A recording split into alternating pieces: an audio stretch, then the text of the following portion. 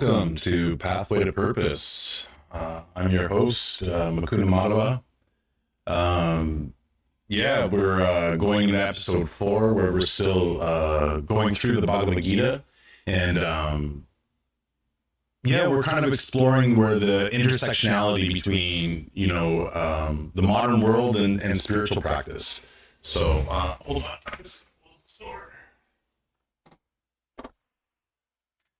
See, that's me still getting used to all this and making sure it's still all a pretty scary process for me. So, so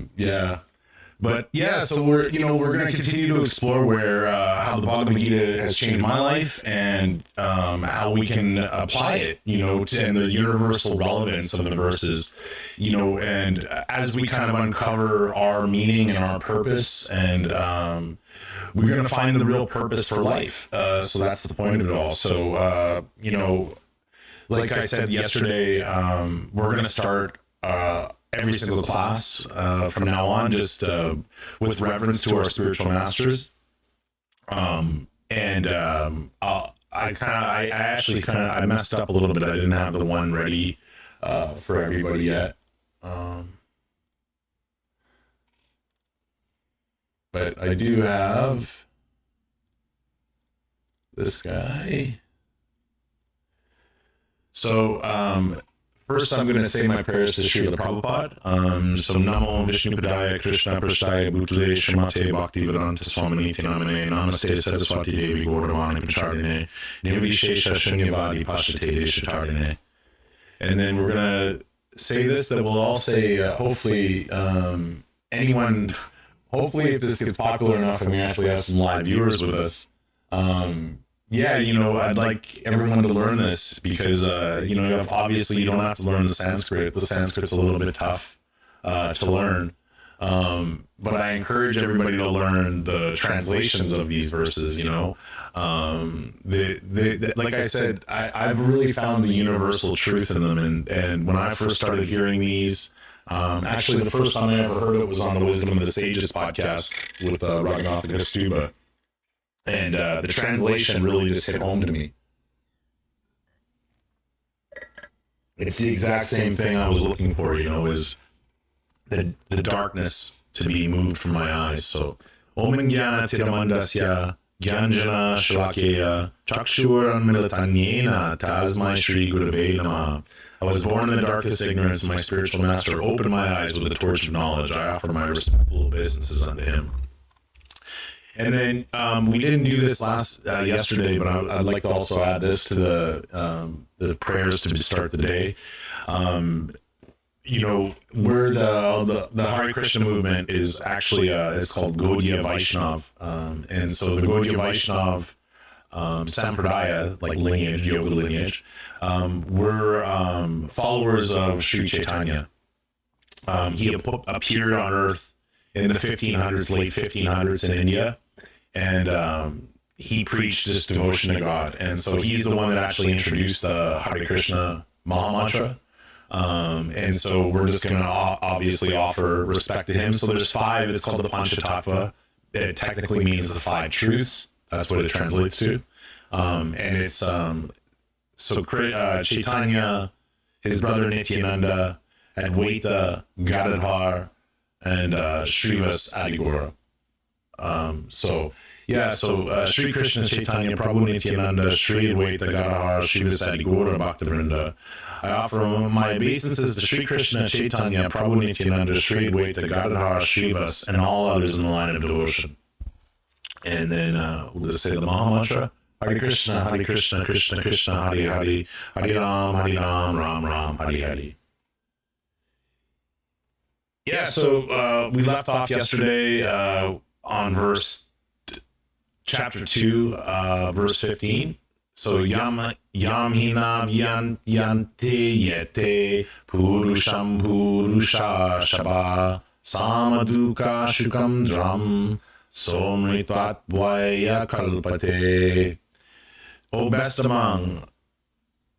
among men, Arjuna, the person who is not disturbed by happiness and distress is steady in both and is certainly eligible for liberation.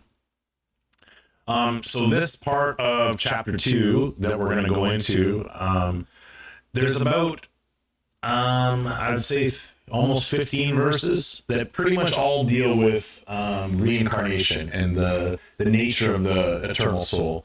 And so for this part, I'm going to read all the verses. We'll read like yesterday. And then we'll kind of summarize some of them, because I think some of them are, well, all of it it actually goes all together. So there's some that I find can be quite helpful to understand the idea of the concept of reincarnation. So yeah, we'll go through these, and then we might take a little bit of time. I'm hoping to get through all of chapter 2 today, which is about 70 verses, but I'm not sure if we'll get all through there. Now, remember, each verse is only like a line or two, so it's not, that long. So, yeah. But I hope everyone enjoys it today. So, O best among men, Arjuna, the person who is not disturbed by happiness and distress and is steady in both is certainly eligible for liberation. Those who are seers of the truth have concluded that of the non-existent, the material body, there is no endurance, and of the eternal soul, there is no change. This they have concluded by studying the nature of both. That which pervades the entire body you should know to be indestructible. No one is able to destroy that imperishable soul. So,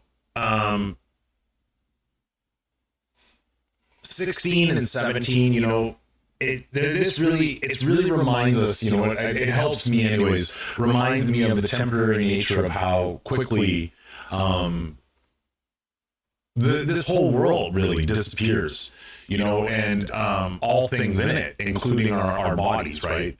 And that's the big takeaway, I think, from a lot of this chapter, but a lot of this whole section is just the temporary nature of the body and the eternal nature of the soul.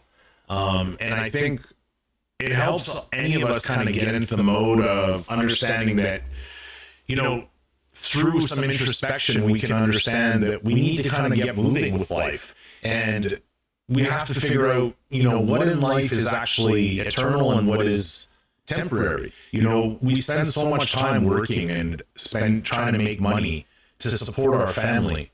But at the end of the day, the money gets burned away. Like, I don't know about how all of you guys are, but it doesn't really matter at the end of the day how much money we bring in. Obviously, it helps with things, but even that, right? Like, it seems like the more money you spend on nicer cars and nicer things, you end up having to work more and you spend more time away from your family. And the more and more you do it, the farther and farther you get away from seeing the true reason why you're even working in the first place.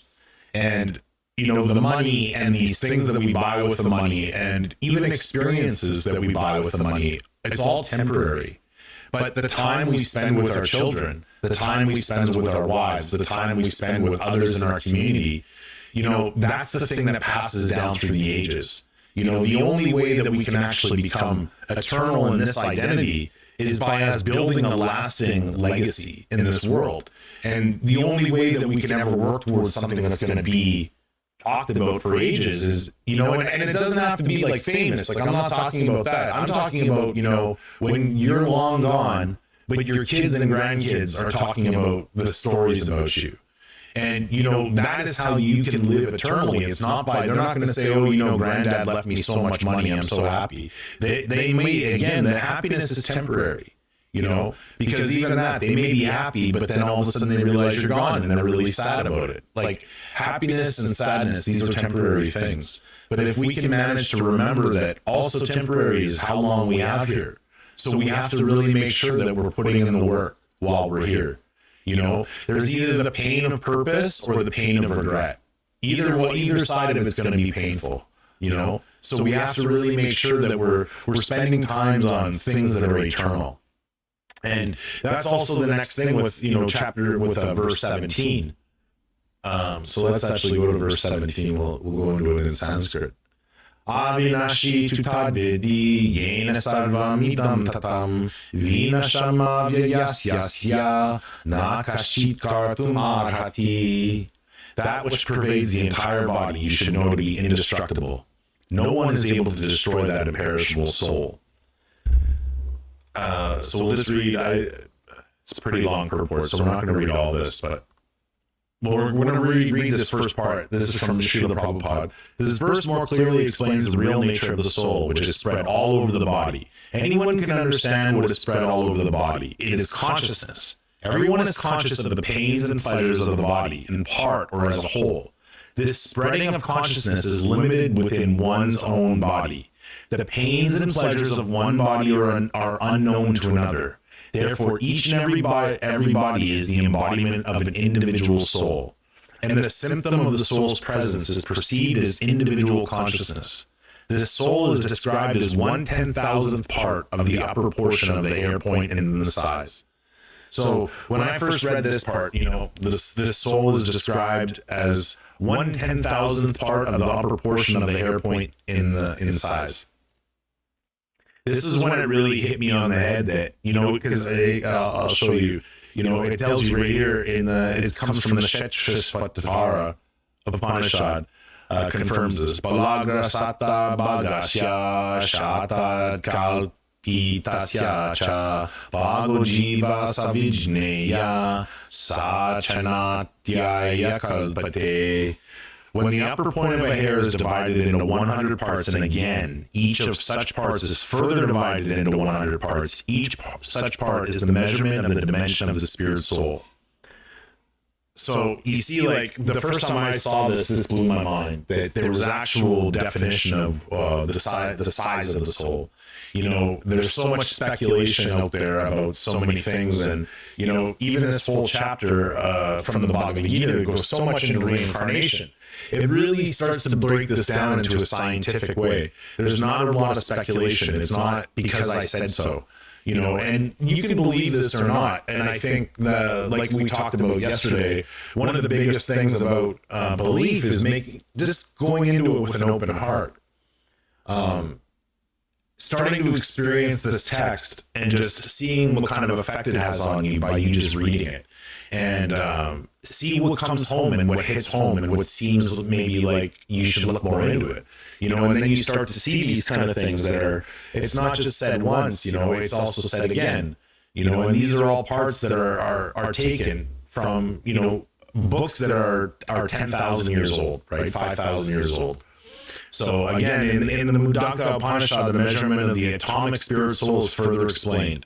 The soul is atomic in size and can be perceived by perfect intelligence. This atomic soul is floating in the 5 kinds of air: prana, apana, vyana, samana, and udana.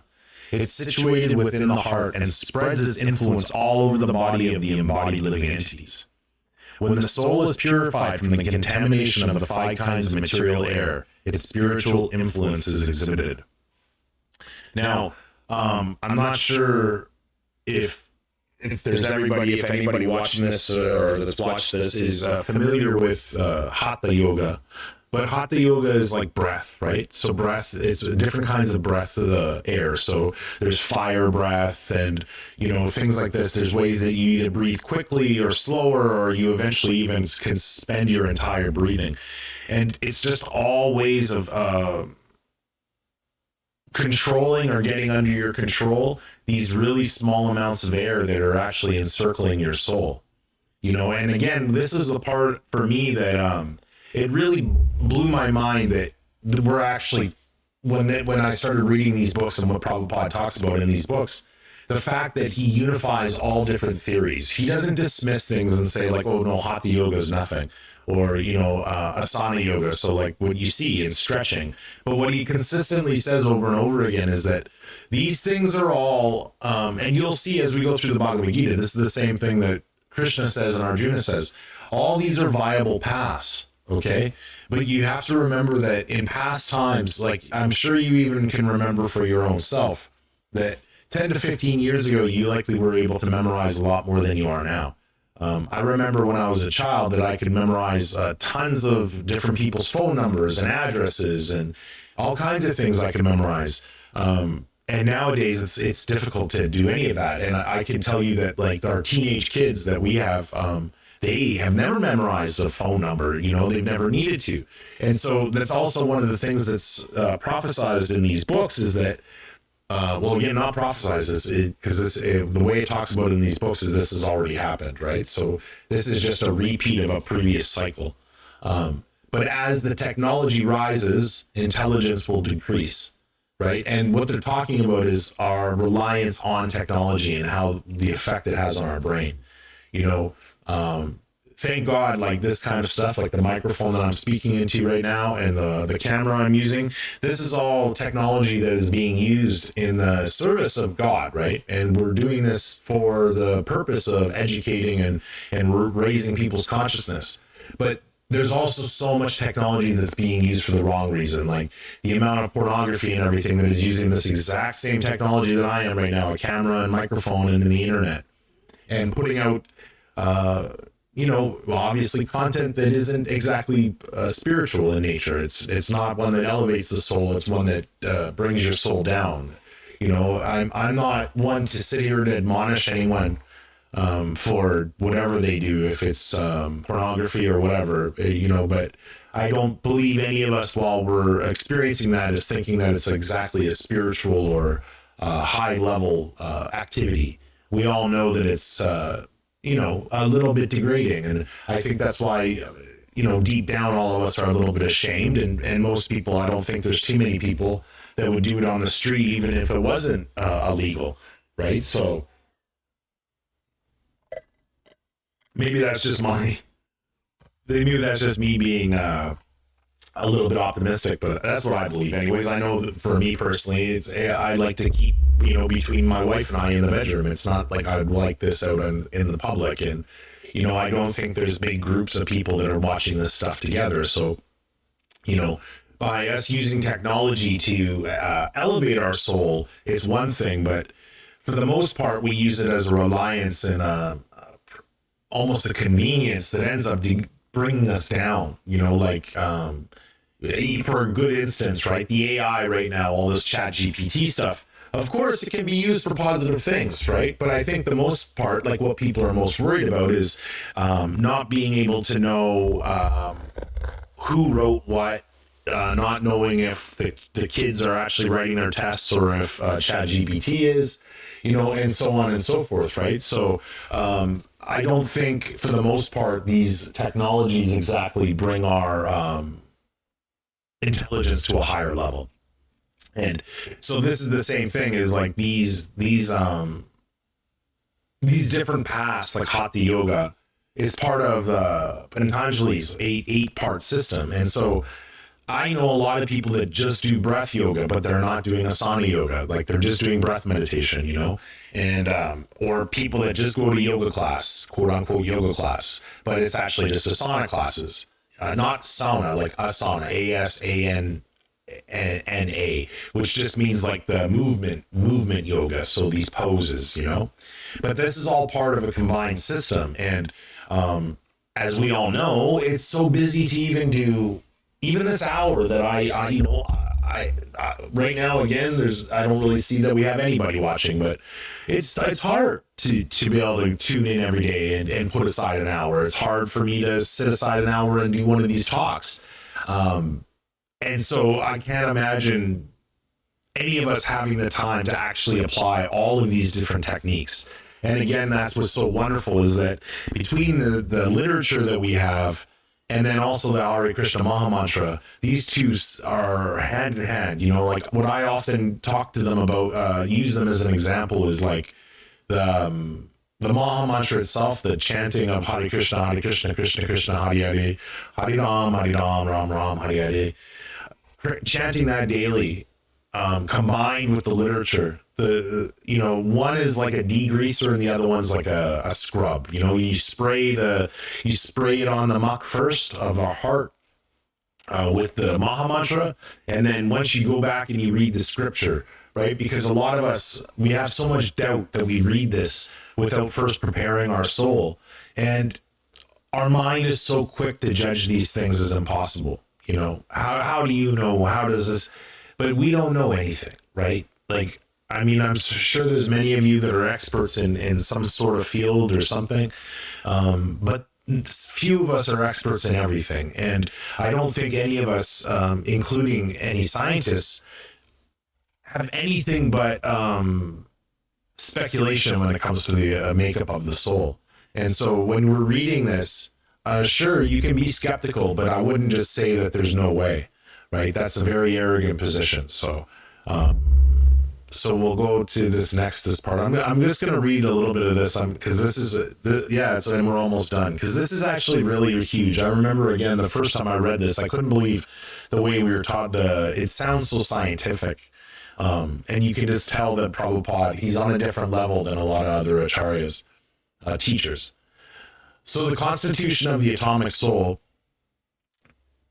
the constitution of the atomic soul is admitted in all Vedic literatures and is also actually felt in the practical experience of any sane man, right? Only the insane man can think of this atomic soul as all-pervading. Only the insane man can think of this atomic soul as all-pervading Vishnu Tattva. The influence of the atomic soul can be spread all over a particular body, according to the Mundaka Upanishad. This atomic soul is situated in the heart of every living entity, and because the measurement of the atomic soul is beyond the power of that appreciation of the material scientists, some of them assert foolishly that there is no soul. The individual atomic soul is definitely in the heart along with the super soul. So that means that's God in our heart, is what the super soul means. And thus all the energies of the bodily movement are emanating from this part of the body. The corpuscles which carry the oxygen from the lungs gather energy from the soul. When the soul passes away from this position, the activity of the blood generating fusion ceases. See, this is a big part here, right? It's explaining exactly how everything works. Like, we all know this. Like, when I don't know if anybody's seen a dead body or experienced when someone dies, but you can physically feel it. Like, you see it. You see the change in their body, right? So when the soul passes away from this position, so in the position of inside the heart, the activity of the blood generating fusion, so they're talking about it like it's a nuclear reaction, right? So the corpuscles which carry the oxygen from the lungs gather energy from the soul. When the soul passes away from this position, the activity of the blood generating fusion ceases. Medical science accepts the importance of the red corpuscles, but it cannot ascertain that the source of the energy is the soul. Medical science, however, does admit that the heart is the seat of all energies of the body. Such atomic particles of the spirit whole are compared to the sunshine molecules. In the sunshine, there are innumerable radiant molecules. Similarly, the fragmental parts of the Supreme Lord are atomic sparks of the rays of the Supreme Lord, called by the name Prabha, or superior energy. So whether one follows Vedic knowledge or modern science, one cannot deny the existence of the spirit soul in the body. And the science of the soul is explicitly described in the Bhagavad Gita by the personality of Godhead himself. Okay, so I know that was a lot, but we're just going to keep going. Okay? So, text 18. The material body of the indestructible, immeasurable, and eternal living entity is sure to come to an end. Therefore fight, O descendant of Bharat. Neither he who thinks the living entity the slayer, nor he who thinks it is slain is in knowledge. For the self slays not, nor is slain. Okay. Yeah, we'll read, I think, go to 20. For the soul is neither birth nor death at any time. He has not come into being, does not come into being. He has not come into being, does not come into being, and will not come into being.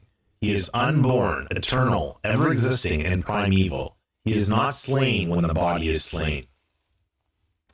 So again, you know, this goes into the fact that, like, the birth and death aren't the be-all, end-all, right? They're the, it's more so that these things are the symptom of the soul coming into the material realm, right? So verse 20 here again, all this is talking about how it's trying to really emphasize home the fact that the soul is the eternal part of who we are, right? And it's really trying to show us these different ways that we don't have to stress so much about it. Like, but we have to understand that it's not like we can just continue our path on to the next life. This particular, the best way to describe it, right, is like, imagine in school. If you don't do the necessary requirements in grade 10, you're not going to grade 11. You're going to stay in grade 10, right? And sometimes we have to go to summer school, which is kind of like, the Catholic idea of purgatory, where we still have a little bit of work, but it's not a full redo, right? And then there's also, too, if you don't show up to school, if you don't pay attention to any of the classes, if you don't listen to any of the counselors, if you don't go take the exams, if you just get F's everywhere, then you're going to likely go back a grade, because obviously you need a complete reset, right? Now that's the best, I guess, way to describe what they're talking about in terms of the eternal soul, but at the same time, the temporary body and how it has to do with each other. Like, just like no different, again, using the school example, I can tell you that me personally, going from grade 9 to grade 10 was like two different people. Like, I wasn't even the same person anymore. And looking back on how we behaved in grade 8 and 9, it seemed even more childish and just crazy, right? And in the same way, only to a greater extent, through the process of death, we completely forget our previous identity. And all that remains is this eternal identity of the soul. So in our philosophy, it's called the Svaragrupa. So it just means like the eternal identity, the eternal being, the eternal existence of what the soul is. And all of us have the same purpose at the end of the day. It's to get back home and back to God. But in order to do that, we have to pass certain tests along the way. And all of us, it's not hard to explain, it's just, I guess, hard to accept, kind of. But we're all here because we want to be here, right? When you die, that's one of the big things about why you can't have any regrets in this lifetime. So if there's something undone, business-wise, family-wise, friendship-wise, whatever, you want to make more money. Well, I wish I'd made more money. I wish I'd gotten a better car. I wish my kids had done better. I wish I was a better parent, whatever we're thinking about at the time of death, that's what we're destined to repeat again. Right. So if we have regrets about, bad things we did, most of the time we're going to end up being the victim in our next life. Right. Because if we were so ashamed of the things we did and we can't believe how we made others feel, then we're kind of doomed to experience that same pain. Now, if on our deathbed we know that we've done everything that we needed to do and we did everything the right way, well, if you could be sitting there thinking about God and moving on to the next chapter in existence, then that's where you're going to go. So this is why it's so important, again, for the really define your personal philosophy and your true why, and to really, really get through and the clutter of, again, societal expectations and what your parents wanted of you and all these different things. And you really have to break right through down to the true purpose of why you're here. Why were you put on this planet this time around? Why are you here? Right? Because you only have one go around in this particular lifetime. And so you really have to get down to the unfinished business of why you're here, so that this time around, when we go, like we all do, none of us are eternal. When we're on our deathbed, we can be peaceful and happy and be ready to go back home to God. Right? So that was text 20. So text 21. O Partha, how can a person who knows that the soul is indestructible, eternal, unborn, and immutable kill anyone or cause anyone to kill? As a person puts on new garments, giving up old ones, the soul similarly accepts new material bodies, giving up the old and useless ones. The soul can never be cut to pieces by any weapon, nor burned by any fire, nor moistened by water, nor withered by the wind. This individual soul is unbreakable and insoluble, and can be neither burned nor dried. It is everlasting, present everywhere, unchangeable, immovable, and eternally the same. It is said that the soul is invisible, inconceivable, and immutable. Knowing this, you should not grieve for the body. If, however, you think that the soul or the symptom of life will always be born and die forever. You still have no reason to lament, O mighty armed. One who has taken his birth is sure to die, and after death one is sure to take birth again.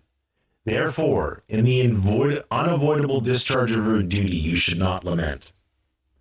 So yeah, so again, like this is what I was just saying, basically, right? Is we all have this duty and this purpose of why we're here in this lifetime, and we get so caught up in, like I said, being worried about what others think, and we get worried about what society expects of us, and we get worried about all these different things. But if we don't kind of really focus on the important things in life and what our true purpose is, we get so caught up in being worried, but little do we know that we could be gone tomorrow.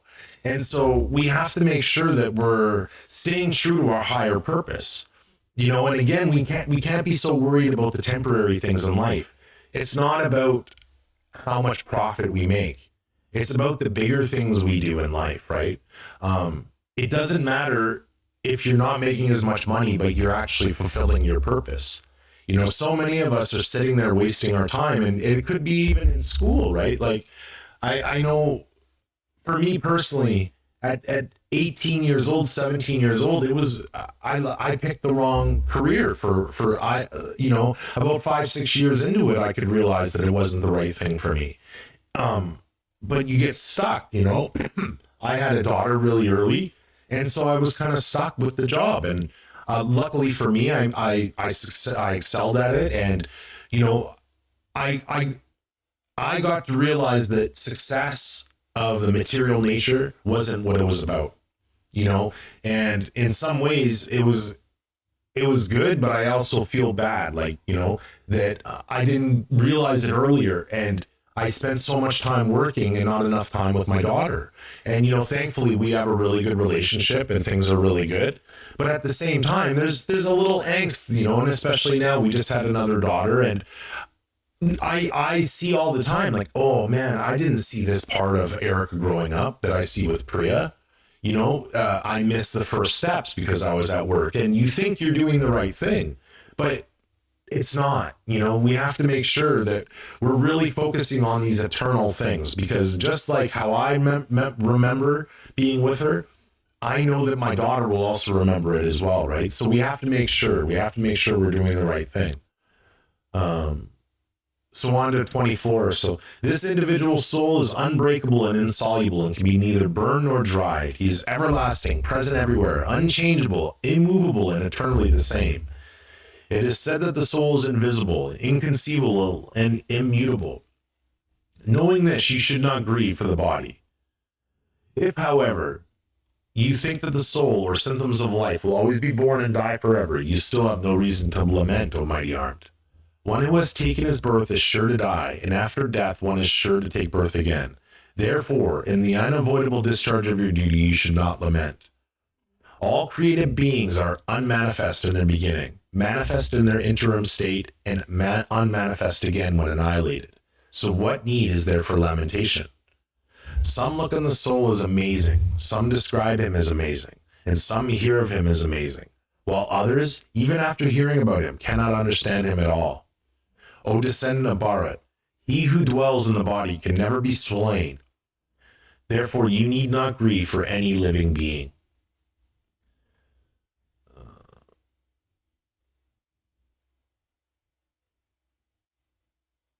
Yeah, so again, Krishna's is trying to help us because, for instance, in 27 again, I think sometimes it's one of the great things about Eastern philosophies, right, is so much of the time we spend so much of our life trying to, avoid death, avoid the topic of death, avoid any kind of thought about it, about our ending, or about the, ending of our parents or family members, or, all this. But we really need to embrace it, because if we can embrace the temporary nature of life, then it gives us actually more ability to fully embrace the possibility to live life in the moment, right?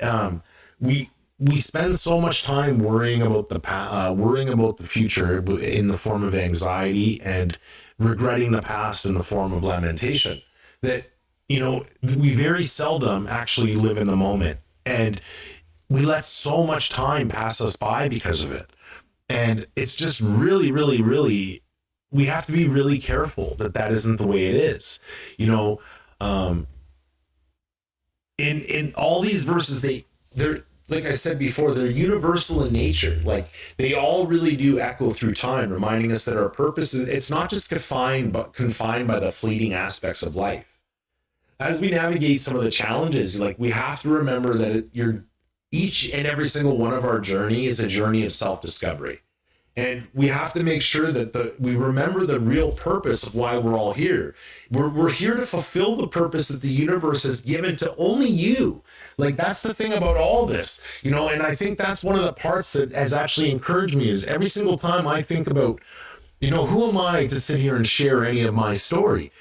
I'm me, right? I'm the individual that has lived my life, just like you're the individual that's lived your life. Each and every single one of us, it's like we've each been given a specific task we've been put on this planet for a specific task, and we have to make sure that we're doing it. And I'm not saying that we should all give up our jobs. Some people, I'm sure, are more than happy in the jobs they have, right? And they're more than happy. But I'm talking to all the people out there that are not happy. I'm talking to all the people that feel this calling to do something big and something different, but they're just scared to. I'm telling you right now that if you can just trust, right? Trust in the universe. Trust the universe has your back. The universe will back you up. You just have to sometimes be brave enough to take that leap. And that's why Krishna is telling us time and time again and trying to really hit it home here, the temporary nature of the body and the eternal nature of the soul. We're here for a bigger purpose than just this really fleeting moment in time. But there's still a specific duty that we need to accomplish while we're here, right? So we have to really make sure that we have the gratitude for every single moment and that we're not allowing these like individual moments to go by, right? That's the most dangerous thing about all this. All creating beings are, we go there. Considering your specific duty as a Kshatriya, you should know that there is no better engagement for you than fighting on religious principles, and so there is no need for hesitation. O Partha, happy are the Kshatriyas to whom such fighting opportunities come unsought, opening for them the doors of the heavenly planets. If, however, you do not perform your religious duty of fighting, then you will certainly incur sins for neglecting your duties and thus lose your reputation as a fighter.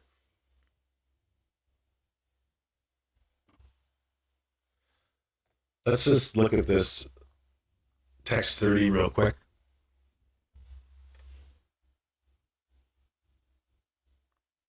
I guess we kind of already hit on this a little bit, but yeah, we'll move on to another verse. Let's go to a different verse.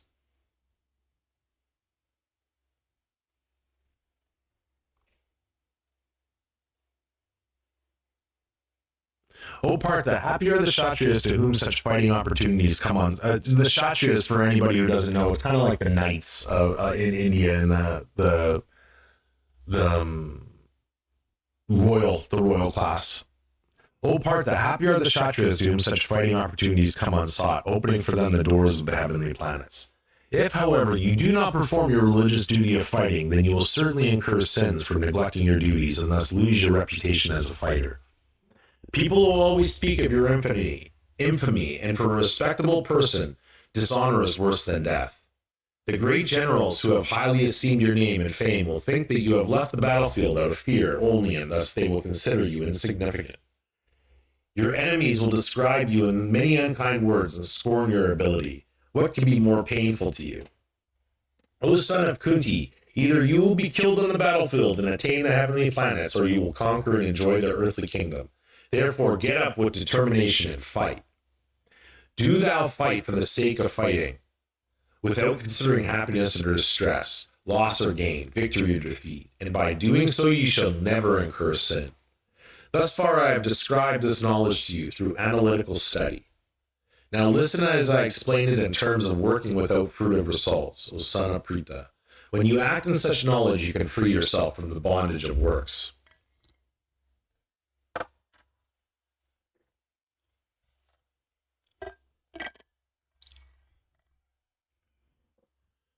Esha te bihiti shankye buddha yoge tvam imam shrinu buddha yukto yaya parta karma bandham prayasyasi. Thus far I've described this knowledge to you through analytical study. Now listen as I explain it in terms of working without fruitive results. So this is a big part here. So this is, I guess we could just read it all. Well, it's not that long. Whatever. According to Nirukti, or the Vedic dictionary, Sankhya means that which describes things in detail, and Sankhya refers to that philosophy which describes the real nature of the soul. And yoga involves controlling the senses. Arjuna's proposal not to fight was based on sense gratification. Forgetting his prime duty, he wanted to cease fighting because he thought that by not killing his relatives and kinsmen, he would be happier than by enjoying the kingdom after conquering his cousins and brothers, the sons of Dhritarashtra. In both ways, the basic principles were for sense gratification. Happiness derived from conquering them and happiness derived by seeing kinsmen alive are both on the basis of personal sense gratification, even at a sacrifice of wisdom and duty. Krishna therefore wanted to explain to Arjuna that by killing the body of his grandfather, he would not be killing the soul proper. He explained that all individual persons, including the Lord himself, are eternal individuals. They were individuals in the past, they are individuals in the present, and they will continue to remain individuals in the future, because all of us are individual souls eternally. We simply change our bodily dress in different manners, but actually we keep our individuality even after liberation from the bondage of material dress.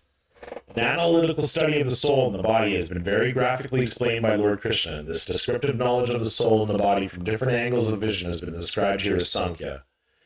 In terms of the Nirukti dictionary, this Sankhya has nothing to do with the Sankhya philosophy of the atheist Kapila. Long before the impostor Kapila's Sankhya, the Sankhya philosophy was expounded in the Bhagavatam by the true Lord Kapila, the incarnation of Lord Krishna, who explained it to his mother Devahuti. It is clearly explained by him that the Purusha, or Supreme Lord, is active and that he creates by looking over the Prakriti. This is accepted in the Vedas and in the Gita. The description in the Vedas indicates that the Lord glanced over the Prakriti, or nature, and impregnated it with atomic individual souls. All these individuals are working in the material world for sense gratification, and under the spell of material energy, they are thinking of being enjoyers. This mentality is dragged to the last point of liberation, when the living entity wants to become one with the Lord. This is the last snare of Maya, or sense gratificatory illusion.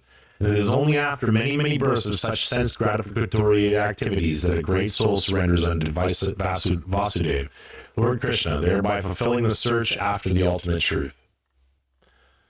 Arjuna has already accepted Krishna as a spiritual master by surrendering himself unto him. Shishyasteham sadi mam tvam prapanam. Consequently, Krishna will now tell him about the working process in Buddhi Yoga, or Karma Yoga, or in other words, the practice of devotional service only for the sense gratification of the Lord. This Buddhi Yoga is clearly explained in chapter 10, verse 10, as being direct communion with the Lord, who is sitting as Paramatma in everyone's heart. But such communion does not take place without devotional service. One who is therefore situated in devotional or transcendental loving service to the Lord, or in other words, in Krishna consciousness, attains to the stage of Buddhi Yoga by the special grace of the Lord. The Lord says, therefore, that only to those who are always engaged in devotional service out of transcendental love does he award the pure knowledge and devotion and love. In that way, the devotee can reach him easily in the ever-blissful kingdom of God. Thus, the Buddhi Yoga mentioned in this verse is the devotional service of the Lord, and the word Sankhya mentioned here has nothing to do with the atheist Sankhya Yoga enunciated by the impostor Kapila. One should not therefore misunderstand that Sankhya Yoga mentioned herein has any connection with the atheist Sankhya, nor did that philosophy have any influence during that time. Nor would Lord Krishna care to mention such godless philosophical speculations. Real Sankhya philosophy is described by Lord Kapila in the Srimad Bhagavatam, but even that Sankhya has nothing to do with the current topics. Here, Sankhya means analytical description of the body and soul. Lord Krishna made an analytical description of the soul just to bring Arjuna to the point of Buddha Yoga or Bhakti Yoga. Therefore, Lord Krishna's Sankhya and Lord Kapila's Sankhya, as described in the Bhagavatam, are one and the same. They are all Bhakti Yoga. Lord Krishna said, therefore, that only the less intelligent class of men make a distinction between Sankhya Yoga and Bhakti Yoga. Sankhya Yoga Pritagbala Pravadante Nampandita. Of course, atheistic Sankhya Yoga has nothing to do with the Bhakti Yoga. Yet the unintelligent claim that the atheistic Sankhya Yoga is referred to in the Bhagavad Gita. One should therefore understand that Buddha Yoga means to work in Krishna consciousness in the full bliss and knowledge of devotional service. One who works for the satisfaction of the Lord only, however difficult such work may be, is working under the principles of Buddha Yoga and finds himself always in transcendental bliss. By such transcendental engagement, one achieves all transcendental understanding automatically, by the grace of the Lord, and thus his liberation is complete in itself. Without his making extraneous endeavors to acquire knowledge, there is much difference between work in Krishna consciousness and work for fruitive results, especially in the matter of sense gratification for achieving results in terms of family or material happiness. Buddha Yoga is therefore the transcendental quality of the work that we perform.